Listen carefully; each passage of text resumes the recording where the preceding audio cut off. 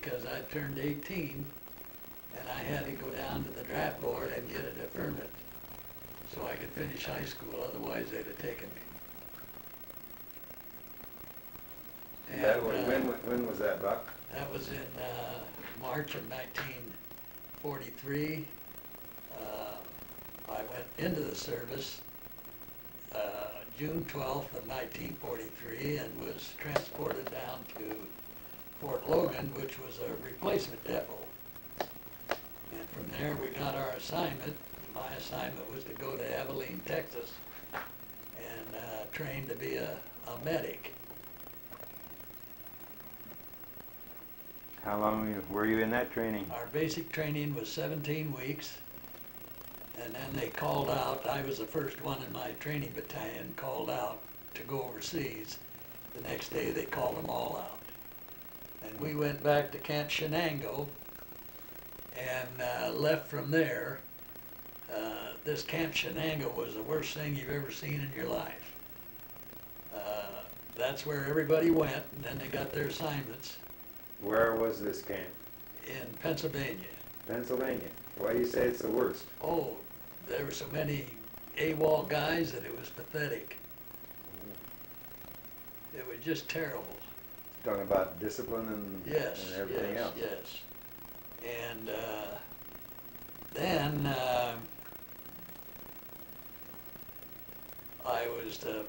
we were put on a boat, and we were on the Queen Elizabeth. There were 9 bunk beds in the room, and I slept in the bathtub because I was so sick all the time. I could just reach over and let it go in the toilet. We spent 5 days on the high seas. We had to turn once because of submarines, but that was quite a trip. I don't know how many of us were on board. I got sick walking up the gangplank. But there was a batch of us, and of course trying to feed all these people was a merry-go-round. Have any idea how many were on that ship? No, I don't. I wished I did. I can't remember. Did you go someplace to eat, or did they pass it out? Or? No, we had to go to the mess hall Uh-huh.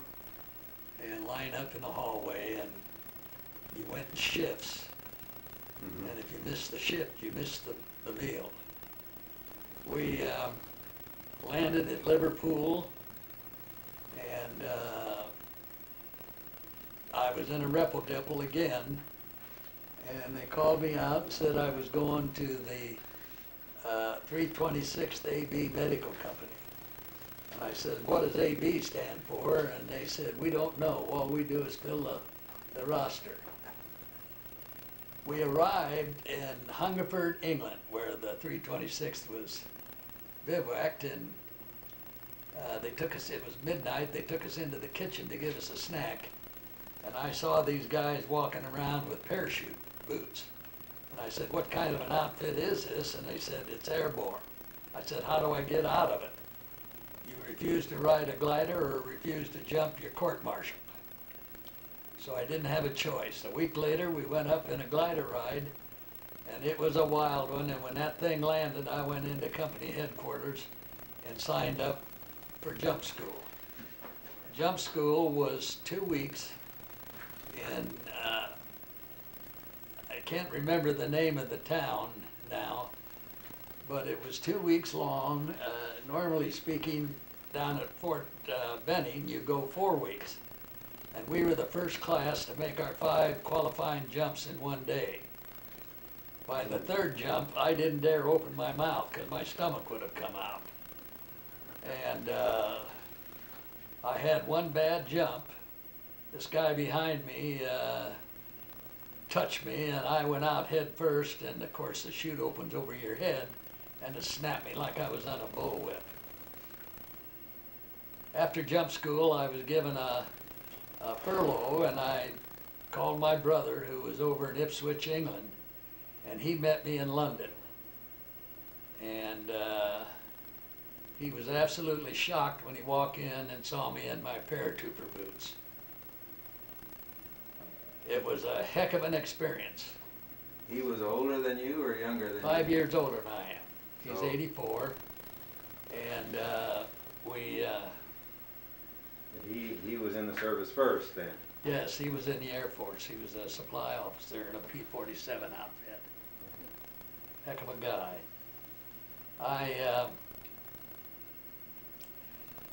A week before the invasion, I was called down by my exec officer, Dr. Kurt Yeary. And as I walked up and saluted both my brother and Dr. Yeary, why, Dr. Yeary said, I have something to tell you, and I think it would please your brother very much. We have selected you to be the personal aid man to General Maxwell Taylor, our commanding general. I was then sent over to division headquarters at Newberry and served, I ran aid station until which time as we left for our marshalling area. And when we got there, why, we were told, don't get within 5 feet of the fence. And believe me, we didn't. On June the 5th, Because? they'd shoot us. Who's they? The Americans. They didn't want anyone trying to go over the fence. Oh, it was anyone that got a venereal disease got court-martialed. Oh. They weren't fooling around. If you missed that call to go into Normandy, why, you were in a deep amount of trouble. So it was that plus trying to keep everything secret, I suppose, Oh yes, too. oh yes. Uh-huh. We went to our plane on the night of June 1, or June 6th, 5th, excuse me. And we put on our parachutes and our musette bags, and I had this extra one that was full of medical supplies. And then General Eisenhower came to our plane and greeted us, and you could see the lines in his face that he was sending a lot of boys to their death that night. But it was just like a coach before a football game. Give them hell. And we got aboard the plane. I had never passed out air seasickness pills, so I gave 3 pills to each man, including the general. And they had to wake us up to jump. We all fell asleep. But we were supposed to go in at 1,200 feet, and this bird colonel brought us in at 900 feet. My chute, when it popped open, I looked up to trace it, to check it, and there was tracers going through it. And I said, I've got to get out of this sky. And I tried a deal that's called slipping, where you pull down in a front riser, but being scared, I climbed all the way to the chute, turned it inside out, and I dropped about 80 feet. Broke my hip and pubic bone, cracked my ribs, broke my arm, and dislocated my shoulder.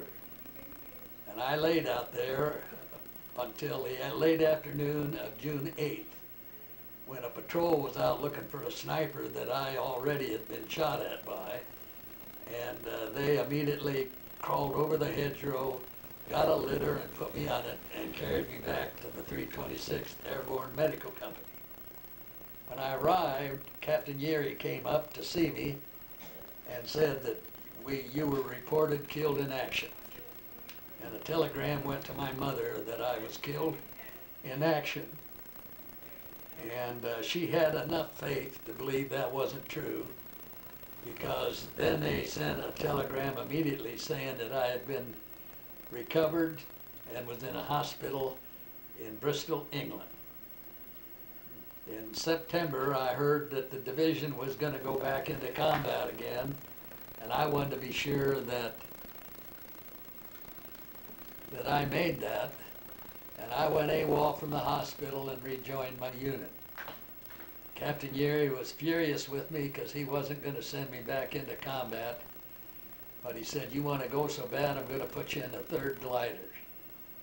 And we rode a CG-4A glider pulled by a C-47 into Holland. In northern Holland, the German flak was terrible, and it hit our tail, and we were just flopping up there in the air. Finally... Is there more than one glider behind those planes? Yeah, one. Just one? Some have been pulled too, but Mhm. just one. I kept yelling at the pilot to cut us loose, but he hung in there, and finally we got over the drop zone, and he cut us loose, and we just nosed over and headed for the ground. We hit the ground, and the minute we hit the ground, I went out the side of that glider, which was nothing but canvas. And the glider went on down the field a little ways and went into a ditch. And as they did, the glider broke loose and pulled up the nose, and the co-pilot and the pilot were still stuck in the nose. The glider broke loose, Jeep broke loose. Yeah. And they had a... You had a Jeep in that glider, didn't you? Yes, we did. And as the glider nosed over, the Jeep ran forward and... Well, not till it hit the ground and Yeah. went down into the ditch. Mhm. Then that caused the Jeep to break loose and go up, and it pulled the nose up. Uh-huh. There was a cable attached to the back of the Jeep. I was then assigned, along with probably my dearest friend, a fellow by the name of Jack Galt, who came from Montana. And Jack and I were assigned as a medic team with the 506th 1st Battalion Parachute Infantry. We went through 72 days of solid combat with them. We were pulled out, and we were put back with our company again in Mormelon, France. And Mormelon was the west point of France. They, then on the 17th, they called us out and said, pack your gear. And we hadn't been issued our winter equipment yet. And we packed our gear, got in trucks, and we drove and said we were going to Bastogne. None of us knew where it was. And this was at the time that the Germans broke through with a real offensive effort. And they were driving all the Americans back as far as they could. But they got around Bastogne, and our boys wouldn't budge. And they offered them to surrender, and our boys said, those poor bastards, they don't know any better. I went up to get a couple of wounded, brought them back on litter cases, and they said, who's going to drive to the medical company? And we had a driver, but he refused to drive. And so the lieutenant looked at me, the doctor, and said, all right, Barger, you're going.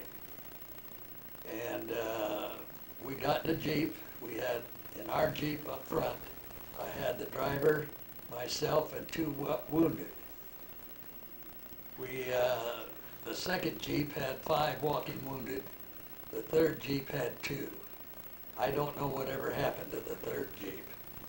But that second Jeep, those 5 guys looked like they were trying out for the Olympics as they went across the road and into a ditch. I elected to crawl across the road to look on the other side of this burning truck and see if there was anybody on the road to that Bastogne. And when I got across there and looked, why, here was a Tiger tank. And I crawled back, got everybody in the Jeeps, and we took off. We were headed for Paris. We got down the road about 50 feet, and here was the whole German army bivouacked. We were picked off by some SS troopers, and when they said, hands up, I thought I'd dislocate both shoulders, get them up in the air. We then drove up into the medical company, and I came up on Dr. Yeri again, and I said, what's wrong? And he says, we're captured. And I said, the whole damn bunch of us? And he said, yes. They loaded us up in tractors.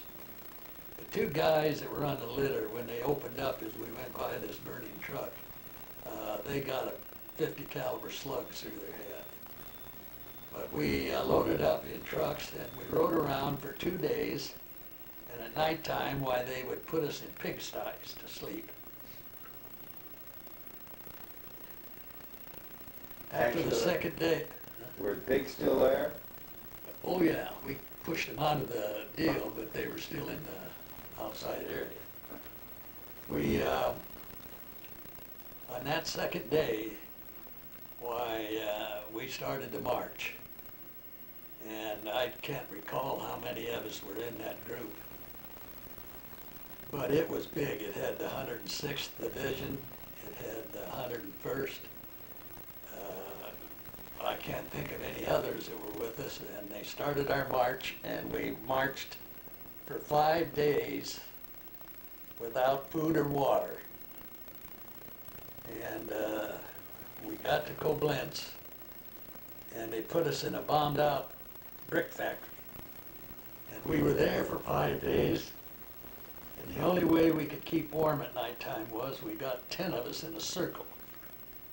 And we'd count to 10 and then fall. And the lucky guy that got on the bottom got a good night's sleep. Those on top froze. I froze my feet on that march. And they were giving me a fit, but I didn't dare say anything because if I took my boots off, I couldn't get them back on because of the swelling. And the people that were pulled out of there, we never did see them again. We arrived, they put us on a boxcar, 40 and 8, normally to fit 40 people, and there was 125 of us. And that's when I learned how to be an animal. They locked us in. They wouldn't let us out when they pulled us on a siding. And of course, when the bombers came over, they immediately headed for a siding, and we had to sit in there in that boxcar and listen to those bombs come down. It was the most frightful moment of my life. We arrived at our prison camp, which was Stalag 4B at Mühlberg, Germany, which was 60 miles directly south of Berlin. They unloaded us, took us into the showers, took our clothes off, and gave us showers because they're scared to death of typhus. And then they marched us outdoors without our clothes on, and it was absolutely bitter cold. And then they went down the line and they hit us in the left breast with a needle, and it felt like it was a foot long with typhus serum. And then they assigned us to our hut. And we were in a hut that would normally accommodate 60 people. And again, there was about 130 of us. And they gave us some straw, and we got ourselves up into groups of 8, and we laid the straw on the ground and then patted it down, and 8 of us could sleep on it. The only problem was if you had to get up in the middle of the night, you had to wake everybody up so everybody could roll over and let the person get up. It was something to remember for the rest of my life. I was put on duty in what we called the contagious barracks, and I had every disease known to mankind in there. I think they hoped that I would catch something. What I would do when the bombers came over, I'd go out in the yard and jump up and down and point to the sky, and they'd have to come out of an air raid shelter to chase me back in, but they wouldn't come in after me. I had scarlet fever, diphtheria, amoebic dysentery, TB, measles, you name it, I had patience with it. And there was nothing for me to do but to take care of them, which I did. And you didn't have a doctor available? Yes, one, Dr. Urey. Urey, but you didn't have much supplies to... No, they wouldn't give us any. In fact, I took care of one guy who had froze his feet, and I had to wash the bandages and then hold them up to the stove to dry, cut off the dead skin, and then put the bandages on his feet. We made contact after the war, and he has become one of the finest friends I've ever had.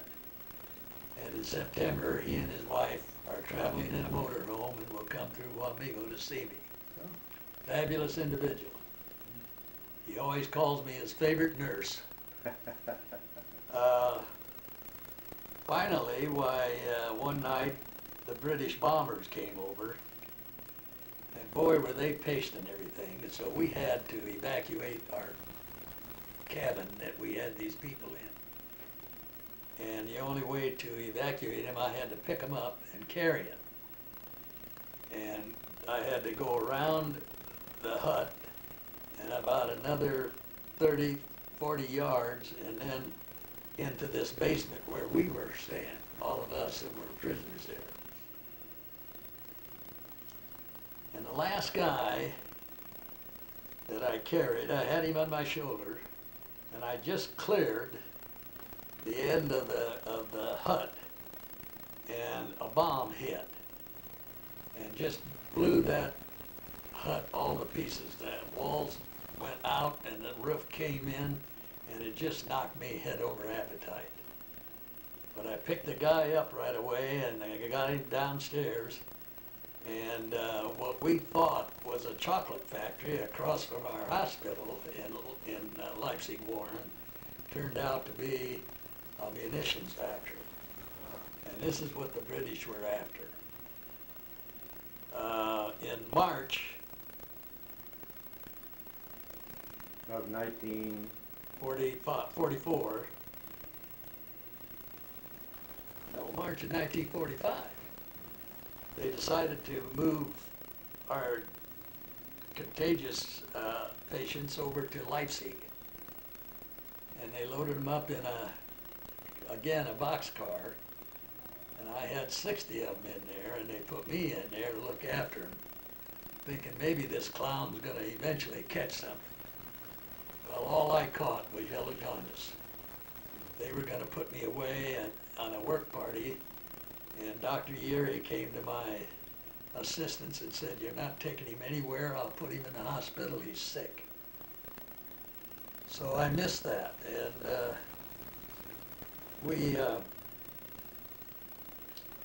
minute we were liberated by a Ranger battalion, and this little first lieutenant was the toughest little battalion you've ever seen. And the minute he walked in, I went out that bottom basement looking for this sergeant that had worked me over. German sergeant. Yes, I told him where to put him one day, and boy, did he beat me up. But it made a man out of me. Then we went up on the roof of the second building to put up an American flag that we had made. And this guy shinnied up the pole to strike it in a sniper shot, and down he came. I grabbed the flag and I shinnied that pole, and that's the first and only and last time I ever shinnied a pole. But struck it, and down I came, and in 1946, December of 1946, this package arrives from St. Louis for personal effects, and it had this flag in it. And I hung on to that flag, and I used to give talks about it for 40 years. And then I decided I needed to give it to Dr. Yeri and let him have it for a while. And he has since passed away, bless his soul, and I'm going to ask his wife if she'll return it. I hope she will, because there's a lot of people that want to see it. I got sick, as I said, with yellow jaundice, and I wrote out an emergency medical tag, and they drove me over to this field hospital. And I could still remember this captain saying, "Who made out this tag?" I said, "I did." He said, "You're not a doctor." I said, "No, but I'm a medic, and I know what the hell's wrong with me. And if you want to test it, push at my liver." And he pushed at my liver, and I fell to the ground. And I said, "Now are you satisfied?" And they put me in a room along with, I don't know how many guys. And I slept for 24 hours.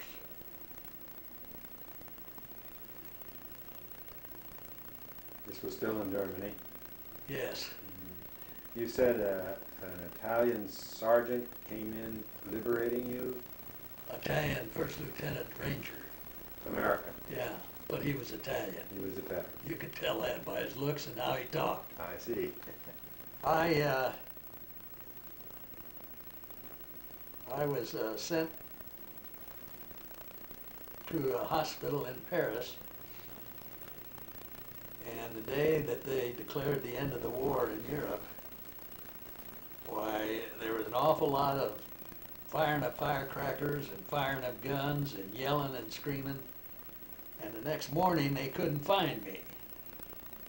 And I had one of these beds that was about hip high, and somebody in the room suggested look under the bed. And there I was hiding up in a corner, scared to death, covered up with a blanket. I got out of there and I was sent to another hospital, which was really a hospital for getting ready to go home. And I can still remember the night they touched my foot. And of course it frightened me, and I came awake like I was going to fight somebody. And they said, "You're going home." Put us on a litter and got me into the plane, and we took off. And we landed at the Azores, and we were supposed to go to New York City, but it was fogged in, so they sent us up to Newfoundland. And we landed at Newfoundland. Someone had stolen my boots. I asked if I could go into town and buy some, and they said, "We'll send 2 guards with you."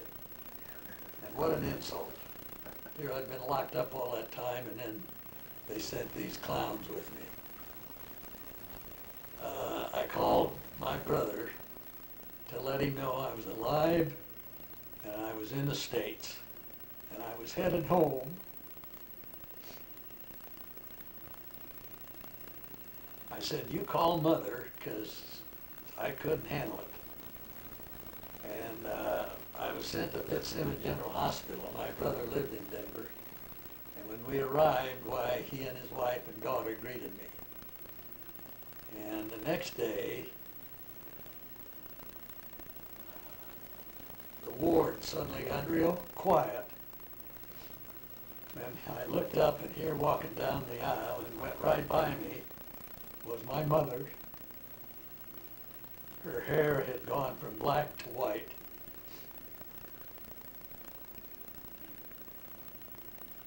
I was able to get some leave from the hospital, but I was there for 6 months. And doing nothing really other than recuperating.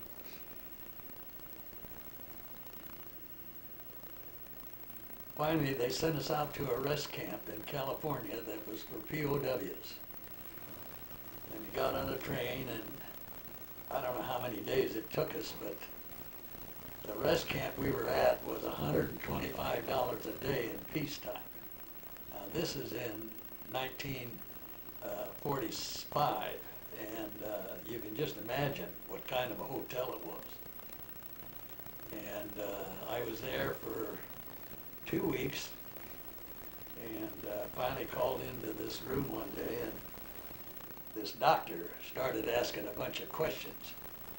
And I said, "Hold on a minute, doctor, what kind of a doctor are you?" He said, "Well, I'm a psychiatrist." I said, "What the hell am I doing here?" And he said, "Well, you've gone through an awful lot, and we need to prepare you to go back out and take your place in society." I said, and I got up, walked to the door, and he said, "This interview isn't over." I said, "The hell it isn't. I'm going home." And I told him that I wasn't coming back. I said, "You go out and interview the public, because a bunch of us are coming home." And I went back home. I enrolled at Greeley State Teachers College so I could play basketball. And then a friend of ours, of the family from Sidney, Nebraska, stopped to see us, and he suggested that I come back to Lincoln, Nebraska, and live at their house and see how I liked the university. Well, I loved it, and so in February of that year I enrolled, and 5 years later I graduated. I met my wife there, and we both went up to Sioux City, Iowa. She was a teacher in speech therapy, and I became a phys ed director. I gave that up and went to work for Armour and Company, grading beef. And after about 5 months of that, I had an opportunity to move to Omaha and go to work for Fairs, FEHRS, Tractor and Equipment Company, in their parts department. And about 6 months later, I was elevated to the parts manager, and later down the road, I became general manager of the company. I think that's enough. Thank you, Buck. Thank you very much for sharing your experience with us. We appreciate you surviving it and contributing again to society after the war. Yeah, there were 6 boys, 2 girls, and they all had, I don't know, gifts. That must be the Mohawk in us.